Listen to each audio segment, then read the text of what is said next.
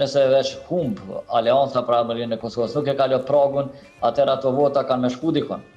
Nuk ka puna te proporcioni, se këtu ka gabime që bëhen, se në rast se nuk kanë Aleanca, domethënë nuk e kalon pragun, ato vota shpërndohen në mënyrë proporcionale listës, ata që hyjnë në kuvend për mënyrë proporcionale, jo dikush më pak, dikush më shumë, se ka shumë asnjë që nuk e dinë edhe po flasin domon kot në televizion se ajo formulë është e njohur e KQZ-s se si shpërndohen votat, por unë po them çka nëse këta nuk e kalojnë pragin fare dhe këto vota shkojnë direkt te VV-ja. Atëherë mund është me prit një rezultate VV-s pak më të madhe se sa që është, domethënë